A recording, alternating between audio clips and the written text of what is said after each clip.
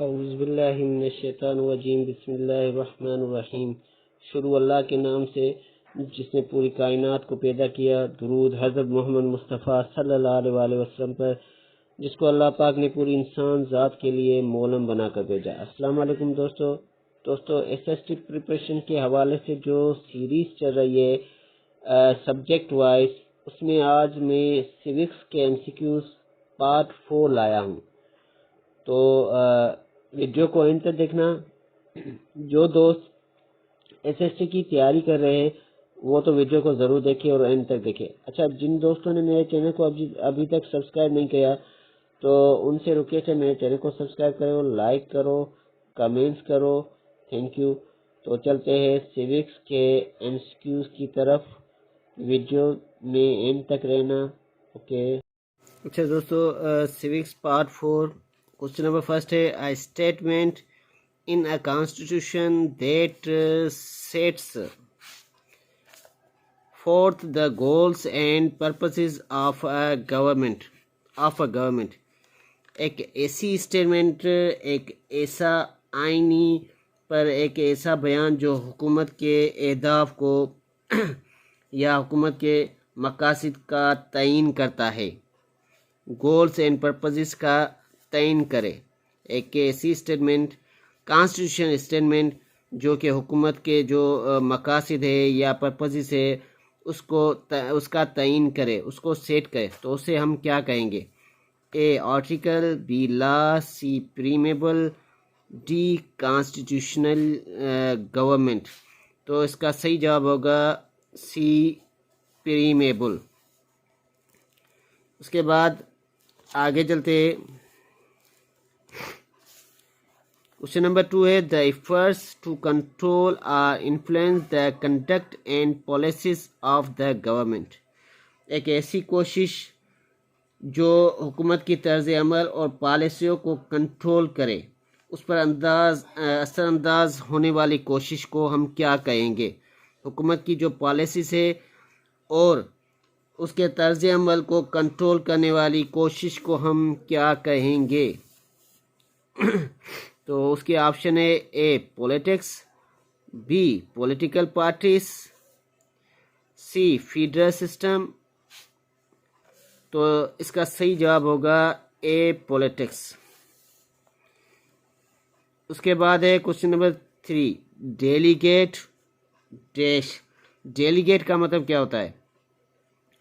A representative of a state, जो किसी state को जाहिर करे। B representative of a nation, जो किसी नेशन को जाहिर करता है, रहनुमाई करे। सी रिप्रेजेंटेटिव ऑफ अ कंट्री, जो किसी कंट्री को रिप्रेजेंट करे। D representative of a district. तो डिस्ट्रिक्ट तो नहीं होगा, तो इसका सही जवाब होगा option a representative of a state, जो किसी स्टेट को जाहिर करे, उसे हम डेलीगेट कहेंगे।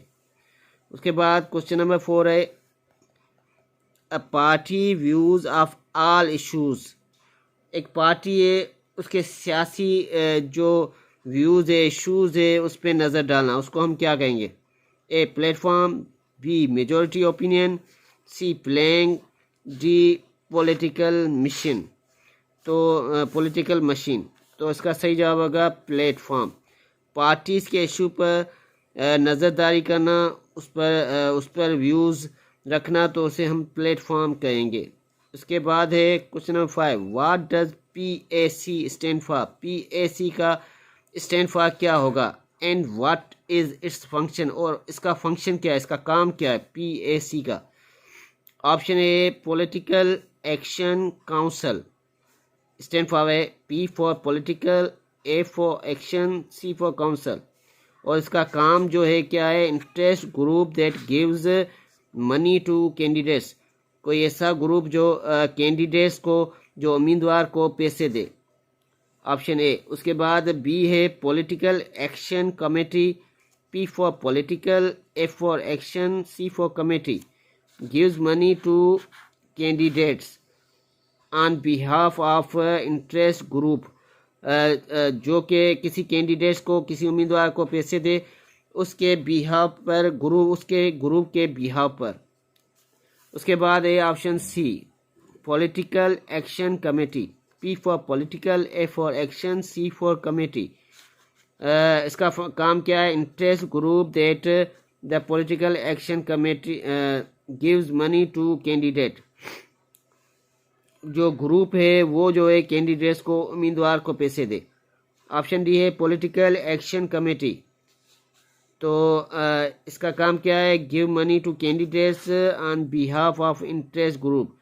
ये सेम ऑप्शन है। तो इसका सही जवाब होगा बी पॉलिटिकल एक्शन कमेटी।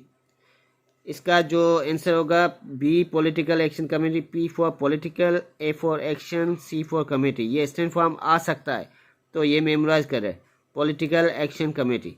और इसका काम क्या होता है? गिव मनी टू कैंडिडेट्स, उम्मीदवार को पैसे देना, on behalf of interest group, जो इंटरेस्ट ग्रुप है उसके बिहाफ पर उम्मीदवार को पैसे देना।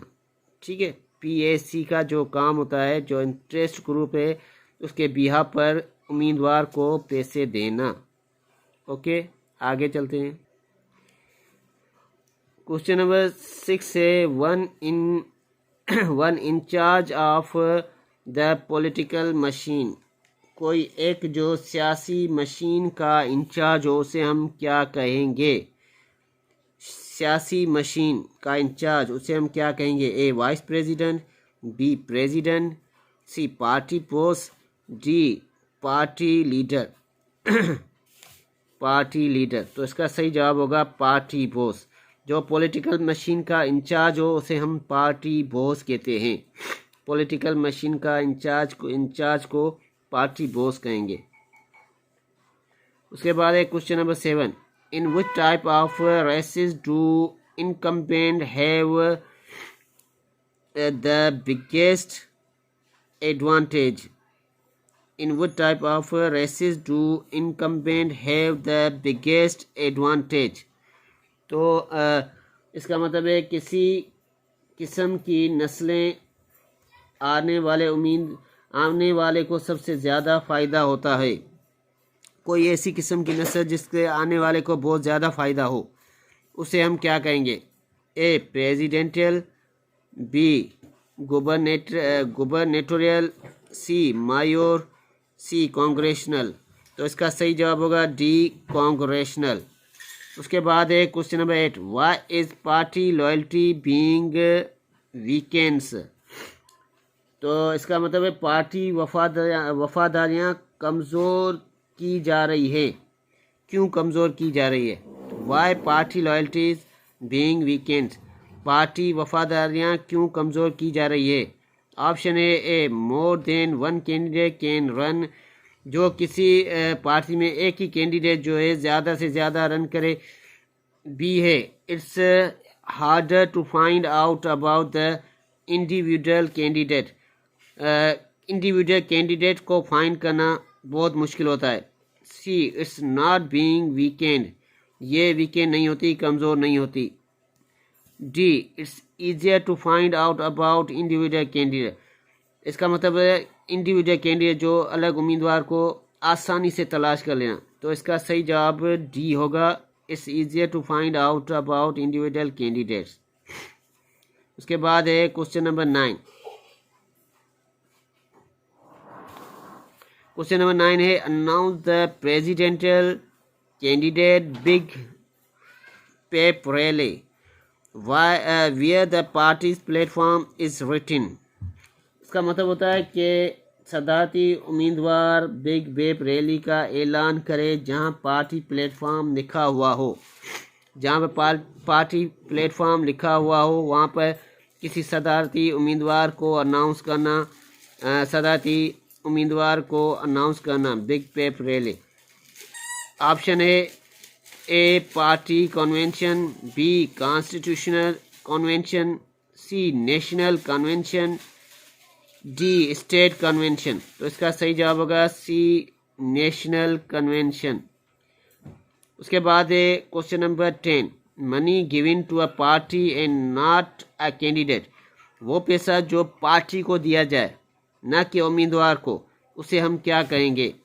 ए party money, B hard money, C soft money, D candidate money. तो इसका सही जवाब होगा सी सॉफ्ट मनी। ये थी हमारी आज की वीडियो। मुझे उम्मीद है कि ये वीडियो आपको पसंद आएगी। ओके, अल्लाह हाफिज़, टेक केयर।